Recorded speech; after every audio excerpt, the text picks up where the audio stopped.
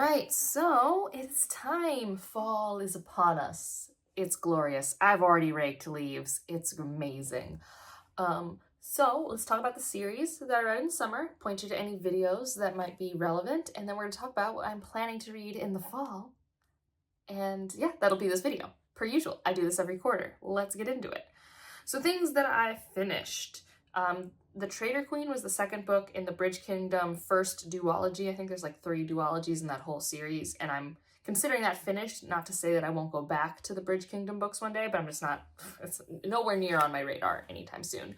These were very fun for me. I really enjoyed them. I think the first book was stronger for me than the second book. But like, if you are missing the nostalgia days of Throne of Glass, if you want something well-paced, if you want an age-appropriate romance with intelligent characters who still are going to be human and make mistakes, and it causes you so much internal anguish, this was pretty fun. It was a good time. I also read The Convergence Saga by Cadwell Turnbull. I have an interview and a should you read for this series. So good. Yeah, it was a great time. I really enjoyed reading these, and I highly, highly recommend them. The third book was released earlier this month. Go check it out. I also read the new Malka Older, The Potency of Ungovernable Impulses, so I'm up to date on Masa and Plady. Also have a should you read for that. It's one of my favorite detective speculative works. I have a blast, especially the audiobooks. Really love the audiobooks. I also finished, I'm currently caught up with the Enchanted Greenhouse Spell Shop series, although I say this and I'm pretty sure we just got an announcement for a new one in that series, but it's not out yet, so I'm caught up, and I'm probably not going to continue. Maybe. We'll see. Because I kind of only have okay time with these books. Like, it's not amazing to me. It's fine. I think I really want them to be romance books, and they're really not what I want from romance books, which is fine, because I know there are plenty of people where this is great for them. But for me, I'm a little bored, which is not, I can do other things.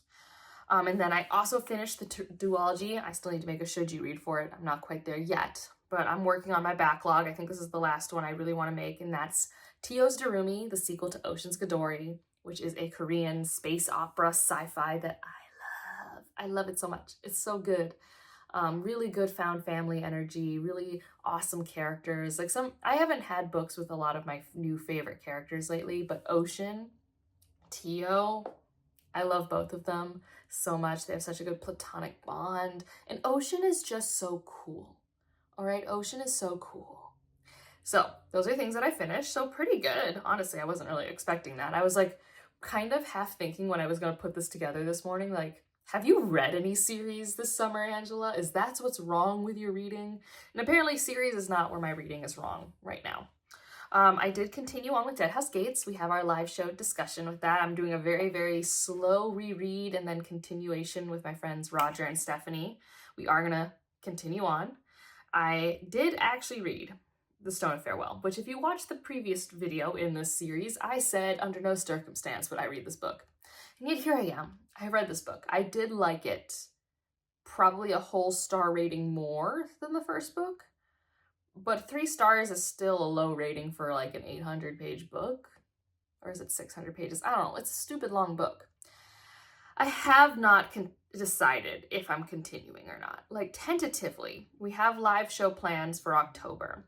And I want to, but also the slump is real. And I know this isn't the solution to the slump.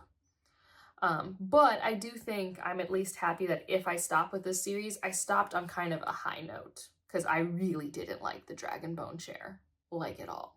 But there are live shows on Aaron's channel with Booked and Busy where we discuss this book. I also continued on with his Dark Materials. I read The Subtle Knife. It is so weird to just read The Subtle Knife and not instantly go into the Amber Spy class. Like, his Dark Materials to me is kind of one of those series that is like a book in my head. And if it is 2 books, it's The Golden Compass and then the other 2 books together. But I love it. It's very like, you want to know why Angela is the reader she is? His Dark Materials really can sum up who I am in my personality as a reader. I did continue on with the Area X books with Acceptance. I think I wish I was in a better headspace when I read it. I think Authority is still my favorite, but Acceptance does a lot of interesting things. I don't know if it does any of them well for my tastes, but it does a lot of interesting things.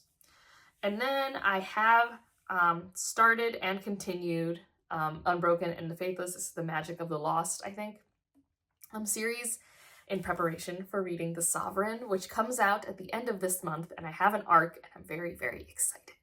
Very excited. The Unbroken is a book that gets better on every reread. The Faithless is good. I think I liked it a bit more on my first read, but like I still really like the book, and also cue me being slumpy around the time I was reading it, so that could have also been it. It really has some of the best scenes. Oh, there are some scenes in The Faithless, and some of the magic reveals, and the politicking. It's so fun. So that's something that I have done.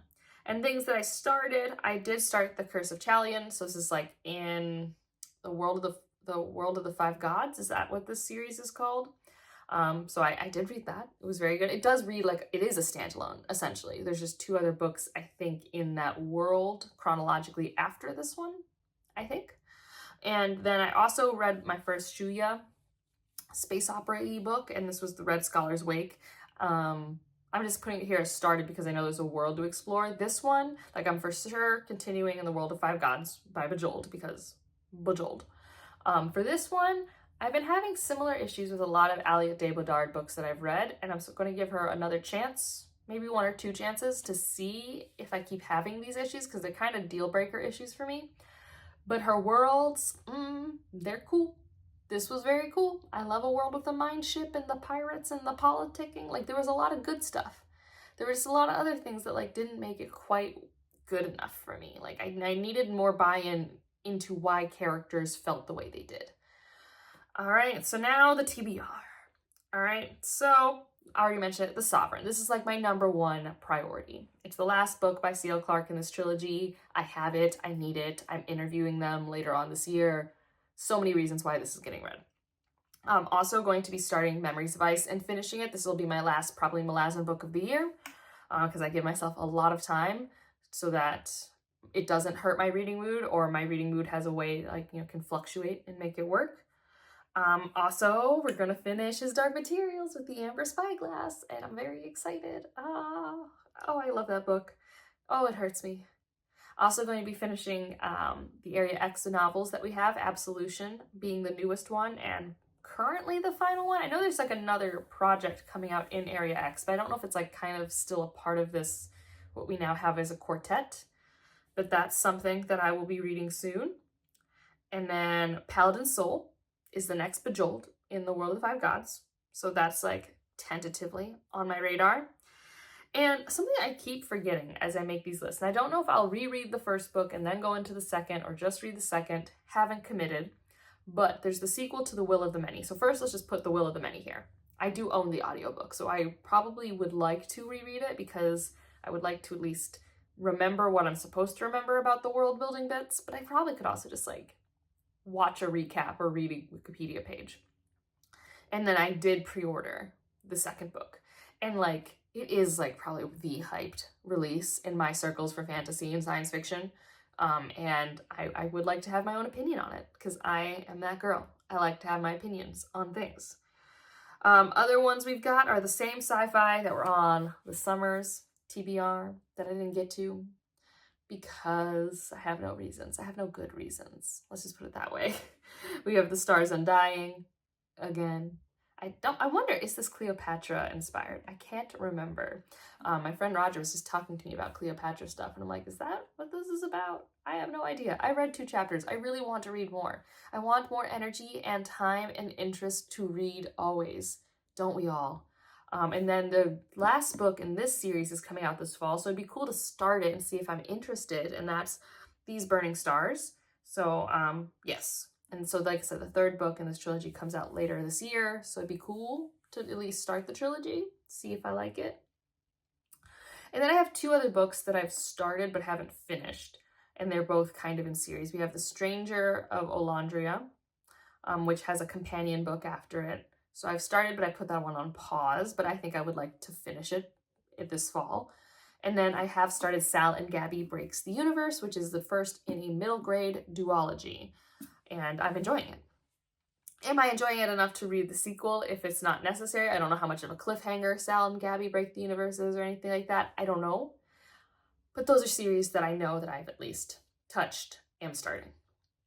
So yeah, that's the wrap up. That's the TBR. Let's get into fall. I'm so excited.